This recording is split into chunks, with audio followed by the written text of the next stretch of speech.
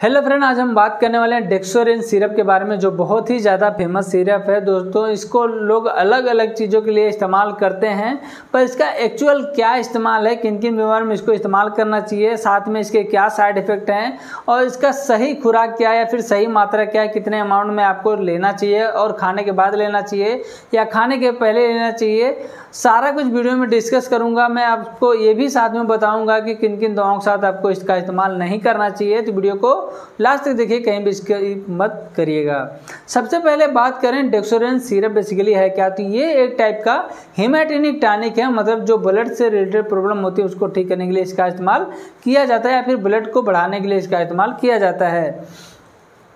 अन्य जो इसका मेन उपयोग है उसके बारे में हम आगे डिस्कस करेंगे। उससे पहले आप जान लीजिए कि इसमें क्या क्या दवाएं मिली हुई हैं। तो इनमें जो दवाएं मिली हुई उनमें मुख्य 3 दवाएं होती हैं, जैसे कि सबसे पहला आपका होता है आयरन, जो कि फेरिक अमोनियम सिट्रेट के फॉर्म में इसमें मिलाया गया है। दूसरा आपका होता है विटामिन B12, मतलब साइनोकोबालामाइन या फिर मिथाइल कोबालामाइन। तीसरा आपका जो इंग्रेडिएंट है वो आपका है फोलिक एसिड, जिसको विटामिन B9 नाम से जाना जाता है। तो बेसिकली ये 3 इंग्रेडिएंट इसमें पाए जाते हैं। तो बात करें इसका कहाँ कहाँ इस्तेमाल आप कर सकते हैं, किन किन बीमारियों को ठीक करने के लिए इसका उपयोग किया जाता है। तो सबसे पहला जो इसका इस्तेमाल होता है वो होता है आयरन डिफिशियंसी एनीमिया, जो कि अगर आपको हुकवर्म इन्फेस्टेशन की वजह से हुआ है या फिर आपको आयरन की कमी की वजह से हुआ है या फिर आपको ज़्यादा ब्लड लॉस की वजह से आपको एनीमिया हुआ है, मतलब ब्लड की कमी हुई है, तो इसका इस्तेमाल किया जाता है। दूसरा जो इसका मेन इस्तेमाल होता है वो होता है डीमॉर्फिक एनीमिया, जैसे कि अगर आपको विटामिन B12, विटामिन B9 या फिर आपको आयरन की कमी की वजह से अगर आपका ब्लड कम हुआ है या फिर हीमोग्लोबिन का लेवल जो है वो कम हुआ है, तो इसका इस्तेमाल किया जाता है। तीसरा जो इसका मेन इस्तेमाल है वो होता है प्रेगनेंसी या फिर लैक्टेटिंग जो मदर होती हैं उनमें किया जाता है, क्योंकि जो प्रेग्नेंट लेडी होती हैं जिनके पेट में बच्चा पलता रहता है, उनके शरीर में बेसिकली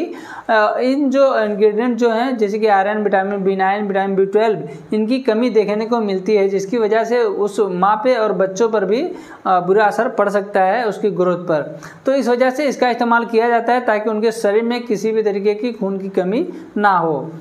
चौथा जो इसका मेन इस्तेमाल होता है वो होता है पोस्ट सर्जरी, मतलब ऑपरेशन के बाद या फिर आप किसी अंडरलाइंग डिसीज या किसी डिसीज की वजह से बहुत ज़्यादा प्रॉब्लम में आ जाते हैं, आपके शरीर में हीमोग्लोबिन का जो स्तर होता है, जो RBC का स्तर होता है वो डाउन हो जाता है, तो उसमें इसका उपयोग लिया जाता है ताकि आपके शरीर में खून की मात्रा बढ़ सके, नया खून आपके शरीर में बन सके और आप स्वस्थ हो सकें।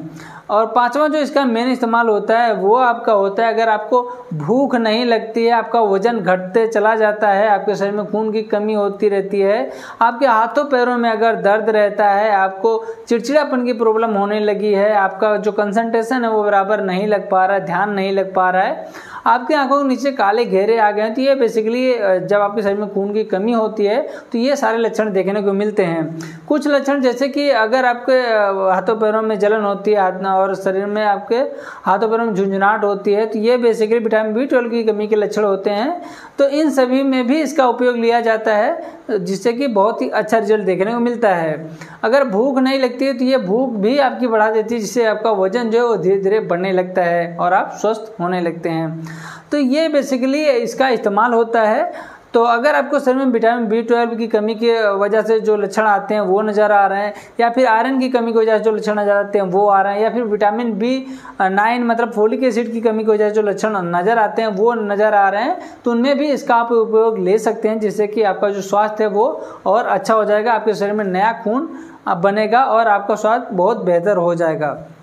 बात करें साइड इफ़ेक्ट की, तो अगर आप इसका ज़्यादा अमाउंट में इस्तेमाल कर लेंगे तभी साइड इफेक्ट देखने को मिलता है, वैसे किसी प्रकार का साइड इफेक्ट नहीं होता है। तो अगर आप इसका ज़्यादा अमाउंट में इस्तेमाल करेंगे तो आपके पेट में दर्द हो सकता है, आपको वॉमिटिंग हो सकती है, डायरिया की प्रॉब्लम हो सकती है, या फिर कॉन्स्टिपेशन की प्रॉब्लम आपको देखने को मिल सकती है। और बात करें किन किन दवाओं के साथ इसका इस्तेमाल नहीं किया जाता है, तो अगर आप एंटासिड का इस्तेमाल कर सकते हैं, मेथोट्रेक्सेट का इस्तेमाल कर रहे हैं, या फिर एंटीडिन, सिमेट्रिडिन, रेबोप्राजोल, पेंटाप्राजोल, ये सारी दवाइयों का इस्तेमाल कर रहे हैं, तो इनमें इसका उपयोग नहीं करना चाहिए या फिर थोड़ा गैप लेकर करना चाहिए। और साथ में जो अदर मेडिसिन है उनका मैं लिस्ट इस साइड आपको दिखा दे रहा हूँ, इस लिस्ट में आप देख लीजिए कि अगर ये सारी मेडिसिन आपको चलनी है तो इसका जो इस्तेमाल है वो आपको अलग टाइम पे करना चाहिए या फिर नहीं करना चाहिए।